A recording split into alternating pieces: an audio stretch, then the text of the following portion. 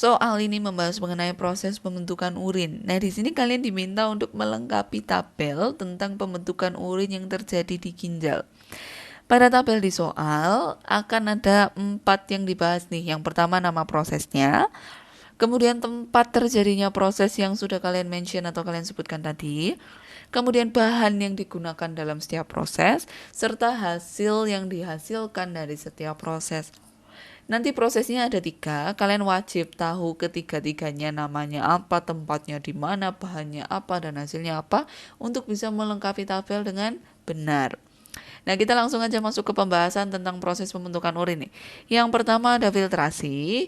Filtrasi dari namanya filter untuk menyaring. Jadi filtrasi adalah proses penyaringan darah yang dilakukan pada glomerulus. Jadi oleh struktur glomerulus di nefron.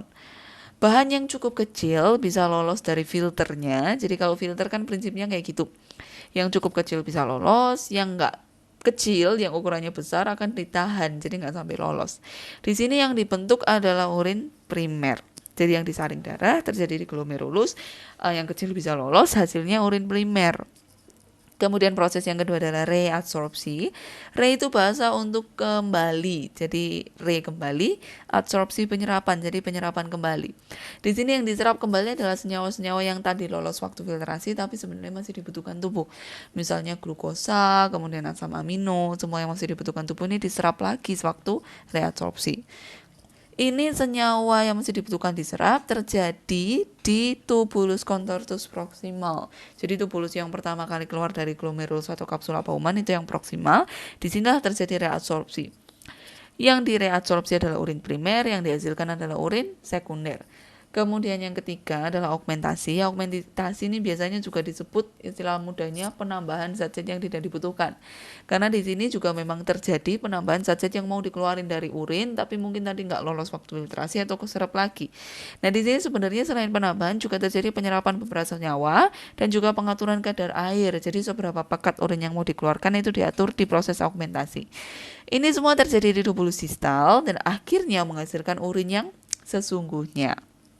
Nah, pembahasan tadi langsung aja kalian masukkan ke dalam tabelnya. Tabel yang pertama proses, ada 3 proses ya tadi. Ada filtrasi, kemudian ada reabsorpsi, kemudian ada augmentasi. Tempatnya filtrasi di glomerulus, reabsorpsi terjadi di tubulus contortus proximal, augmentasi di tubulus contortus distal. Jadi memang harus hafal. Bahannya filtrasi atau yang difilter itu darah, hasilnya urin primer. Kemudian reabsorpsi, yang direabsorpsi itu urin primer hasil dari filtrasi, hasilnya urin sekunder, jadi urin primer diserap lagi jadi urin sekunder.